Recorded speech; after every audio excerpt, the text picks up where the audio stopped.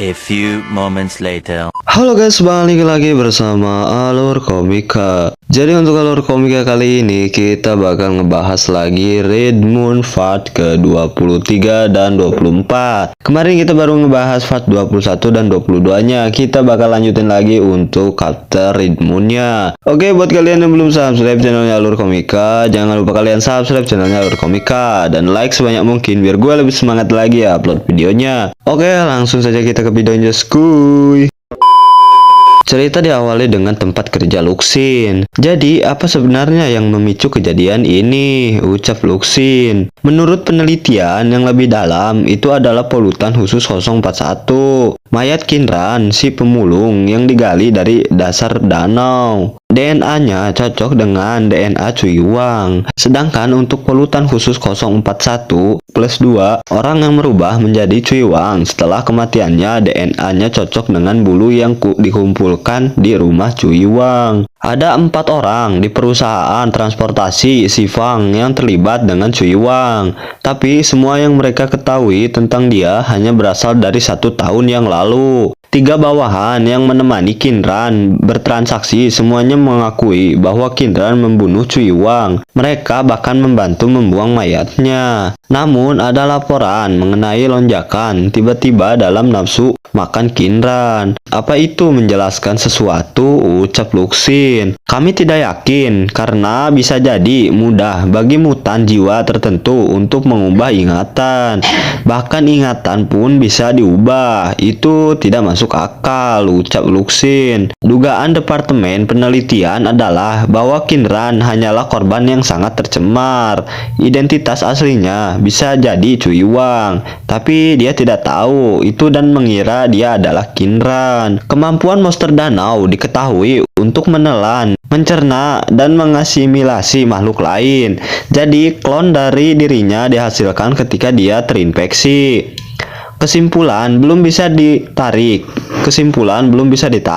tetapi ada beberapa referensi yang layak. Sebagai permulaan, makhluk yang baru tertangkap membenci polutan karena mereka masih menyimpan pikiran mereka sendiri. Para pejalan kaki yang muncul pada awalnya mungkin belum sepenuhnya berasimilasi. Itu adalah salah satu cara polutan untuk berburu. Kedua makhluk yang terinfeksi akan mengalami pembelotan. Mungkin dia kecenderungan untuk mencela dan menghancurkan diri sendiri. Beberapa bahkan akan berubah menjadi monster psikis yang akhirnya menelan diri mereka sendiri. Kinran yang kita lihat mungkin hanya berada pada tahap baik karena kerusakan pikiran yang berat dari dasar danau. Cuiwang sangat tercemar dan berubah menjadi Kinran. Dugaan Departemen Penelitian, dia benar-benar bisa berubah menjadi Kinran seiringan berjalannya waktu dan semua ingatannya kembali. Seperti bagaimana dia berubah.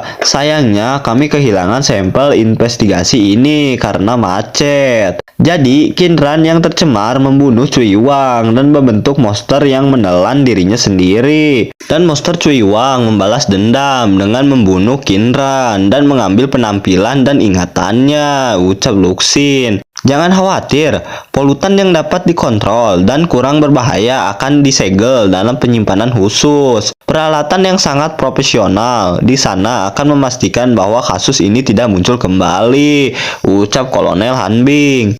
Luxin pun mematikan teleponnya. Hadiah besar 36.000, ucap Luxin. Aku akan segera jadi karyawan resmi, ucap Luxin sambil gembira. Beberapa jam kemudian, Luxin dihampiri oleh adik kecilnya.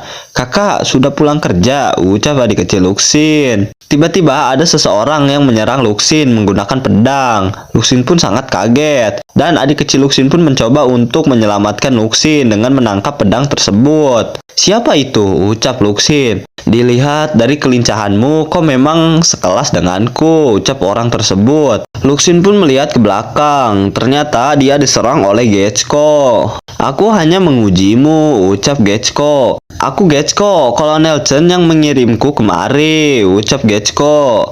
Apa kau tidak sadar itu berbahaya, ucap Luxin. Berbahaya? Tidak mungkin bro, bukankah kita dari kelas laba-laba, ucap Getchko. Kakak, haruskah aku ambil alih? Ucap adik kecil Luxin. Tiba-tiba keluarga Luxin pun melihat pemandangan itu. Ayah dan ibu Luxin pun sangat marah ketika Luxin diserang oleh seseorang. Sudah lama sejak keluarga ini begitu bersatu, ucap Luxin. Maksudku kau akan dalam bahaya, ucap Luxin. Cepat ikut aku. Bro, apa itu perlu? Kita bahkan punya anggota yang saling menyapa dengan tembakan. Aku menyeberangi 2 kota satelit untuk menemuimu. Lupakan mengundangku ke atas. Apa yang membuatmu marah? Ucap Getsuko. Dia bahkan berpikir untuk naik ke atas, ucap Luxin. Lupakan saja hal itu. Kenapa Kolonel Chen menyuruhmu kemari?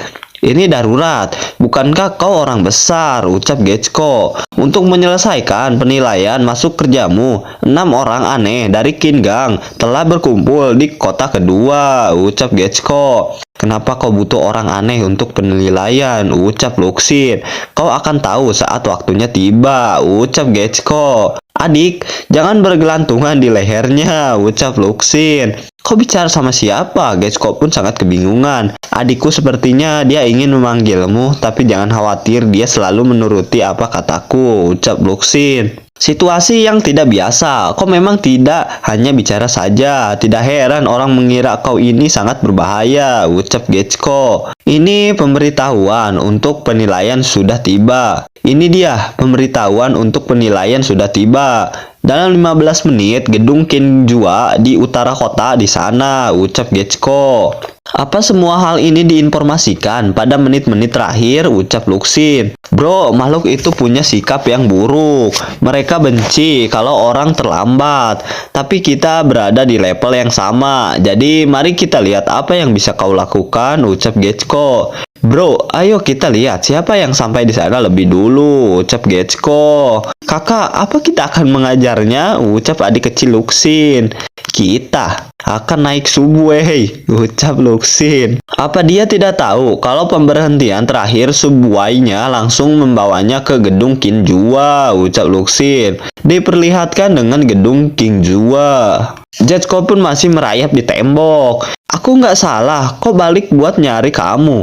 Tapi siapa sangka kamu malah menaik subway, ucap Getsuko. Apa kita harus memanjatnya, ucap Getsuko. Enggak, kau sangat kekanak-kanakan, ucap Luxin. Hei, tunggu aku, cuman bercanda. Astaga, ucap Getsuko. Luxin dan Getsuko pun masuk ke ruangan tersebut. Kalian sudah datang. Mereka adalah para pekerja yang akan membantumu selama ujian. Mereka adalah para ahli dalam bidang neurologi, psikologi, ilmu gaib, dan lain-lain, ucap Kolonel Chen. Jadi, di mana 6 orang aneh dari Kingang? Ucap Luxin. 6 orang aneh? Kolonel Chen pun sangat kaget. Nah, 6 orang aneh yang dimaksud mungkin kami, ucap profesor-profesor tersebut. Direktur Chen dari Pusat Penelitian Kontaminasi Khusus Kota Kingang. Ujian kali ini dan rencana bimbingan setelahnya semuanya akan dilakukan oleh kami. Kau tidak perlu gugup, kami sangat berpengalaman, ucap profesor tersebut. Aku tidak tahu apa-apa, ucap Getsuko. Aku yakin kau mengenal orang ini, namanya Getsuko. Dia datang atas kemauannya sendiri, ucap Kolonel Chen. Kemampuannya mirip denganmu. Kemampuannya bisa digunakan sebagai rujukan. Rujukan terdengar sangat jelek, ucap Getsuko. Selamat malam para ahli, ucap Getsuko. Minggir sedikit, ucap profesor tersebut.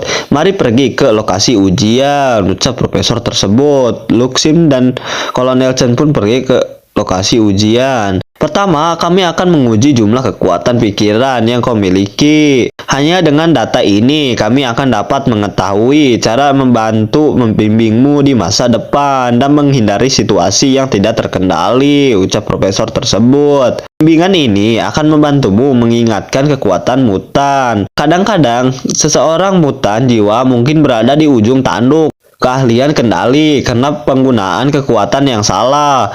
Oleh karena itu, semua mutan harus melalui bimbingan, ucap Kolonel Chen. Hah, disinilah kalian bisa menjengkelkan. Seringkali kalian memperhitungkan bahwa aku seharusnya bisa melakukan sesuatu. Tapi itu adalah sesuatu yang benar-benar tidak bisa kulakukan, ucap Getsuko. Misalnya, kenapa kalian berpikir aku bisa mencari?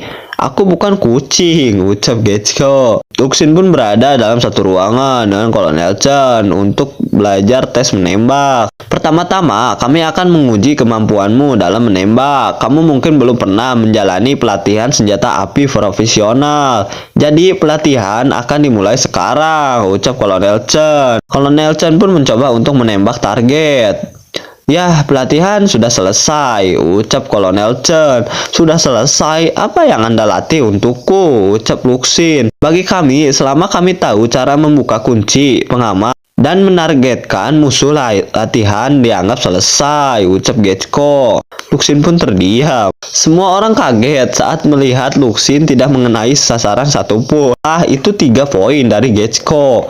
Jangan gugup, semua orang gugup saat pertama kali memulai. Kau harus membiasakan diri pertama. Kau perlu memperkirakan tingkat akurasi yang dimiliki pistol. Kemudian kau perlu mengubah kekuatan ototmu agar berhasil berkoordinasi dengan pistol, ucap Getchko. Apa ini? Ucap adik kecil Luxin.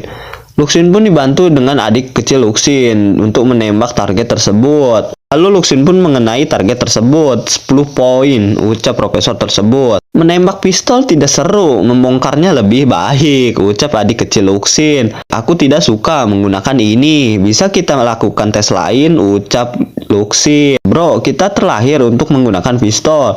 Apa yang akan dilakukan kelas laba-laba tanpa pistol, ucap Getchko. Sudah, dia sudah menunjukkan bakat alami dalam menggunakan senjata api. Sekarang mari kita coba yang lain, ucap profesor tersebut. Tes menghindari peluru. Tes lari 100 meter. Tes menyelinap ke ruang sempit. Tes kemampuan pikiran. Di sini kerahkan seluruh kemampuanmu. Cobalah dan gunakan kemampuan pikiranmu untuk mengambil apel ini. Aku adikmu, bukan pesuruhmu, ucap adik kecil Luxin. Aku tidak keberatan saat kau dalam bahaya. Tapi sekarang tidak ada yang terjadi, ucap adik kecil Luxin. Kalau begitu, aku akan mulai bermain. Hehehe, ucap adik kecil Luxin. Oke guys, jadi segini dulu untuk alur komika Red Moon part ke-23 dan 24-nya. Nanti kita bakal lanjut lagi untuk alur komika Red Moon dari part 25 dan 26. Jadi buat kalian yang belum subscribe channelnya Alur Komika, jangan lupa kalian subscribe channelnya Alur Komika, biar gue lebih semangat lagi upload videonya. Oke, saya Alur Komika cabut dulu guys. Bye bye.